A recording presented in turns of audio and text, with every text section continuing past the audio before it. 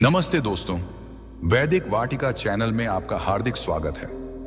क्या वाकई में हम जान सकते हैं कि हमारे पिछले जन्म में हमारा जन्म कैसे और कहां हुआ था? क्या हम यह जान सकते हैं कि हमने पिछले जन्म में कौन कौन से कर्म किए थे? क्या हमारे कर्म अच्छे थे या बुरे? यह सवाल जितना दिलचस्प लगता है उतना ही गहरा और रहस्यमयी भी है। इसका जवाब है हाँ, हम ये जान सकते हैं। हिंदू धर्म के पवित्र ग्रंथों और पुराणों में इस बात का स्पष्ट उल्लेख है कि हम अपने पिछले जन्म के कर्मों को समझ सकते हैं और यह भी जान सकते हैं कि हमारा जन्म कहां और कैसे हुआ था। आज की इस विशेष चर्चा में हम इस गूढ़ विषय को विस्तार से समझेंगे और उन तरीकों को जानेंगे जिनसे हम अपने पिछले जन्म के रहस्यों को उजागर कर सकते हैं। आज हम हिंदू धर्म के ग्रंथों जैसे वेद, उपनिषद, भगवद गीता और पुराणों में वर्णित पुनर्जनन और कर्म सिद्धांत की बात करेंगे। साथ ही हम एक रोचक कथा के माध्यम से यह समझेंगे कि भगवान विष्णु ने अपने प्रिय भक्त गरुड़ को इस विषय पर क्या उपदेश दिया। इसके बाद हम उन सरल और प्रभावी तरीकों पर चर्चा करेंगे जिनसे आप अपने पिछले जन्म के बारे में जान सकते हैं और अपने वर्तमान जीवन को बेहतर बना सकते हैं। तो चलिए इस आध्यात्मिक यात्रा की शुरुआत करते हैं। हिंदू धर्म में पुनर्जनन और कर्म का सिद्धांत आत्मा की अमरता और उसके निरंतर जन्म मरण के चक्र पर आधारित है। यह विश्वास है कि आत्मा एक शरीर को छोड़कर दूसरे शरीर में प्रवेश करती है और यह प्रक्रिया उसके कर्मों के आधार पर तय होती है। हमारे वेद, उपनिषद, भगवद गीता और पुराण इस सिद्धांत को विस्तार से समझाते हैं। आइए इन ग्रंथों में क्या लिखा है इसे संक्षेप में देखते हैं। 1. ऋग्वेदम और यजुर्वेद में आत्मा की अमरता और कर्मों के फल का उल्लेख है। बृहदारण्यक उपनिषद और छांदोग्य उपनिषद में कर्म और पुनर्जनन का स्पष्ट वर्णन मिलता है। इनमें बताया गया है कि आत्मा अपने पिछले कर्मों के आधार पर नया जन्म लेती है। अच्छे कर्म स्वर्ग या उत्तम योनि की ओर ले जाते हैं, जबकि बुरे कर्म नरक या निम्न योनियों की ओर। 2. भगवद गीता में भगवान श्री कृष्ण अर्जुन को समझाते हैं, जैसे मनुष्य पुराने वस्त्रों को त्याग कर नए वस्त्र धारण करता है, वैसे ही आत्मा पुराना शरीर छोड़कर नया शरीर धारण करती है। अध्याय 2, श्लोक 22। यह पुनर्जनन का सबसे स्पष्ट और सुंदर वर्णन है। गीता में यह भी कहा गया है कि कर्मों का फल अवश्य भोगना पड़ता है और यह फल पिछले जन्मों के कर्मों से भी प्रभावित होता है। गरुड़ पुराण में मृत्यु के बाद आत्मा की यात्रा, कर्म फल और पुनर्जनन का विस्तृत वर्णन है। इसमें बताया गया है कि आत्मा अपने कर्मों के आधार पर स्वर्ग, नरक या नया जन्म प्राप्त करती है। भागवत पुराण में राजा भरत की कथा प्रसिद्ध है, जो अपने पिछले जन्म के कर्मों के कारण हिरण के रूप में जन्म लेते हैं। यह कथा कर्म और पुनर्जनन के सिद्धांत को समझाने में महत्वपूर्ण है। विष्णु पुराण और मायबाग्नि पुराण ये में भी कर्म और पुनर्जनन का वर्णन मिलता है। इन ग्रंथों से यह स्पष्ट है कि हिंदू धर्म में पिछले जन्म और कर्मों का गहरा महत्व है। लेकिन सवाल यह है कि क्या हम वाकई अपने पिछले जन्म को जान सकते हैं, और यदि हाँ तो कैसे? इसके लिए हमें भगवान विष्णु और गरुड़ की एक पौराणिक कथा की ओर रुख करना होगा, जिसमें भगवान विष्णु ने इस रहस्य को उजागर किया। एक समय की बात है जब भगवान विष्णु अपने सिंहासन पर वैकुंठ में विराजमान थे। उनके प्रिय भक्त और वाहन गरुड़ उनके समक्ष खड़े थे।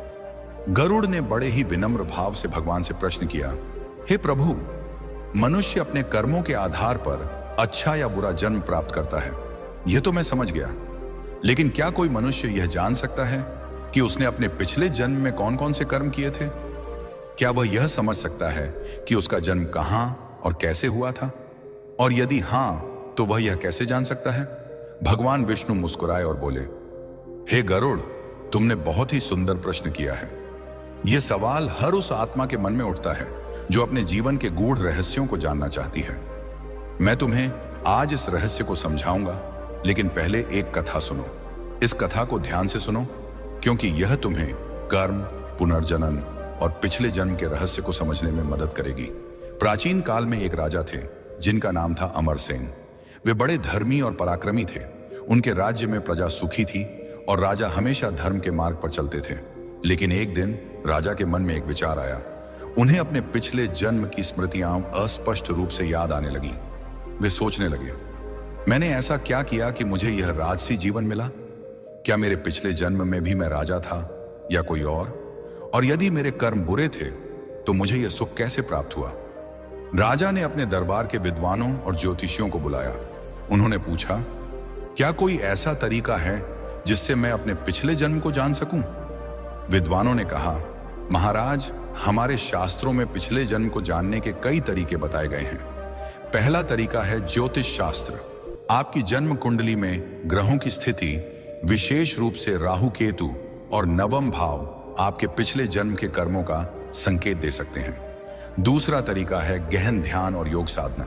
इसके माध्यम से आप अपनी आत्मा की गहराइयों में उतरकर पिछले जन्म की स्मृतियों को जागृत कर सकते हैं।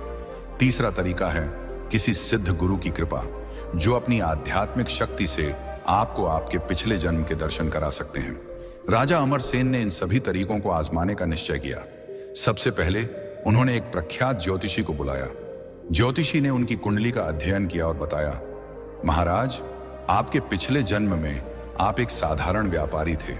आपने बहुत दान पुण्य किया, गरीबों की सहायता की और धर्म के मार्ग पर चले। लेकिन एक गलती आपने की थी। आपने अपने व्यापार में एक बार अनजाने में धोखा दिया, जिसके कारण कुछ लोग दुखी हुए।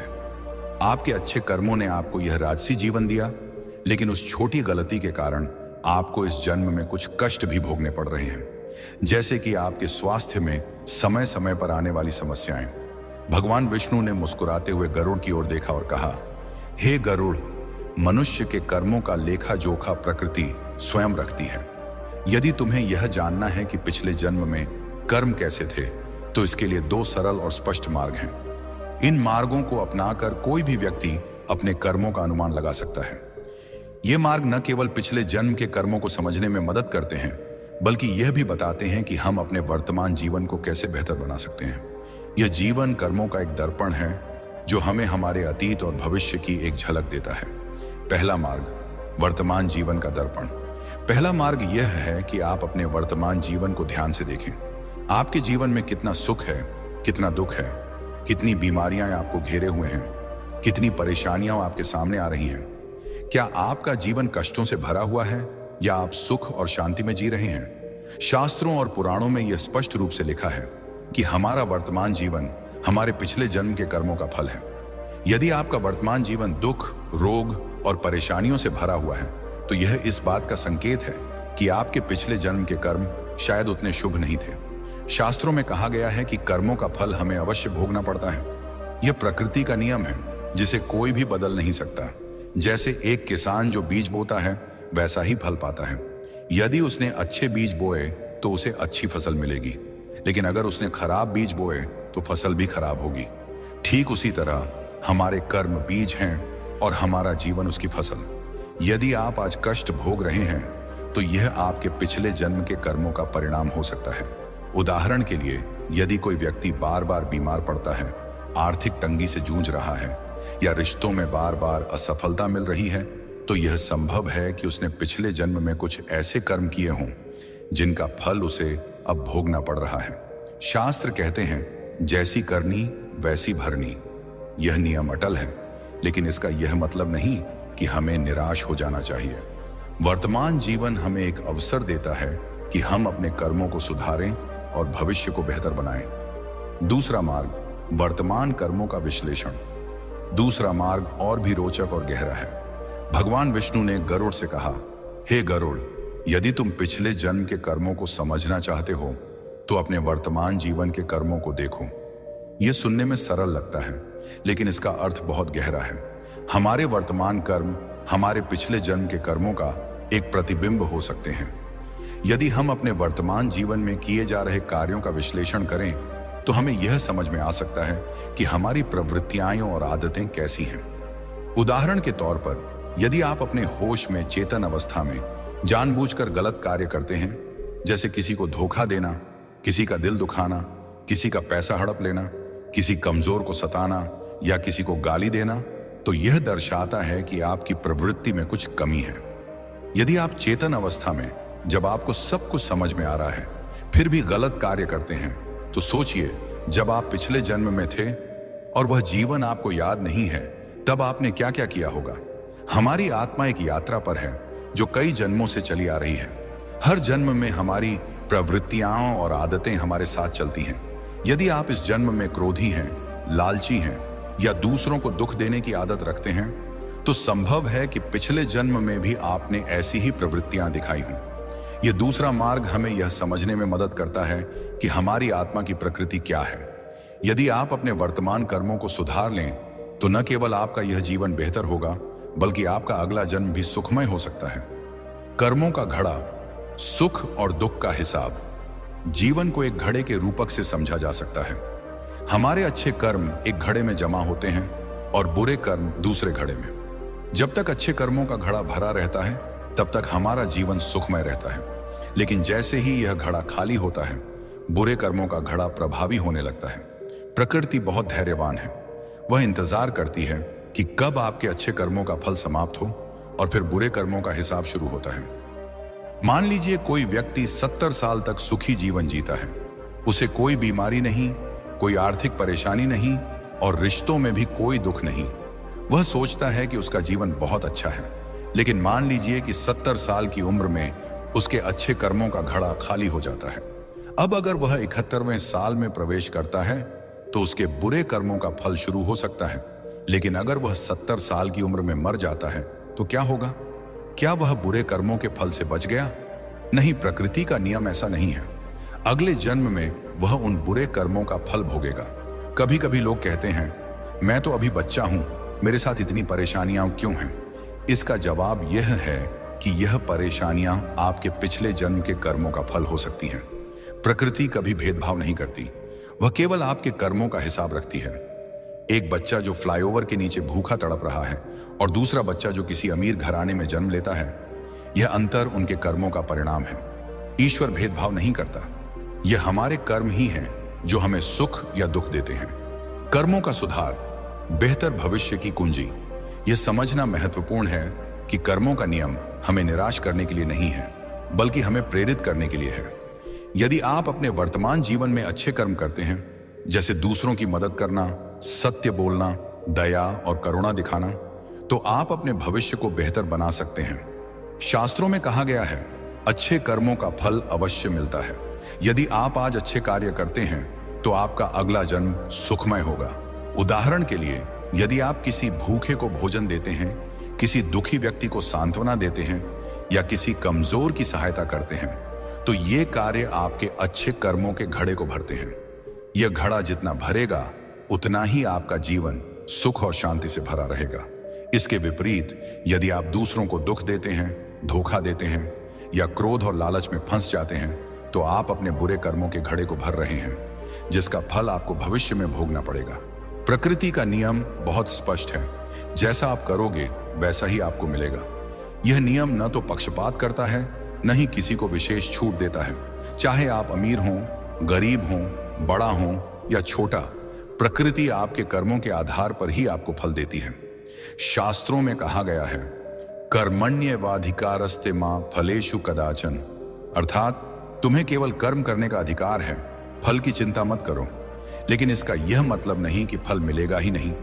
फल अवश्य मिलेगा और वह आपके कर्मों के अनुरूप होगा। इसलिए हमें अपने कर्मों को शानदार बनाना चाहिए। हर दिन एक नया अवसर है अपने जीवन को बेहतर बनाने का। यदि आप अपने वर्तमान कर्मों को सुधार लेते हैं, तो आप न केवल इस जन्म को सुखमय बना सकते हैं, बल्कि अपने अगले जन्म को भी शानदार बना सकते हैं। अंत में भगवान विष्णु ने गरुड़ से कहा, हे गरुड़, कर्म ही मनुष्य का सच्चा साथी है। यह न कभी धोखा देता है, न कभी छोड़ता है। मनुष्य को चाहिए कि वह अपने कर्मों को शुद्ध और शानदार बनाए, ताकि उसका जीवन सुख और शांति से भरा रहे। हमारा जीवन एक यात्रा है, जिसमें हर कर्म एक कदम है। यदि हम सही दिशा में कदम उठाते हैं, तो हमारा गंतव्य सुखमय होगा। लेकिन यदि हम गलत रास्ते पर चलते हैं, तो हमें दुख और कष्ट भोगने पड़ सकते हैं। इसलिए अपने कर्मों को सुधारें, दूसरों के लिए अच्छा करें और प्रकृति के नियम के साथ सामंजस्य बिठाएं। यही जीवन का सच्चा रहस्य है। यह सुनकर राजा को आश्चर्य हुआ। उन्होंने फिर एक योगी की शरण ली और गहन ध्यान शुरू किया। कई महीनों की साधना के बाद राजा को अपने पिछले जन्म के कुछ दृश्य दिखाई देने लगे। उन्होंने देखा कि वे एक छोटे से गांव में एक व्यापारी के रूप में रहते थे।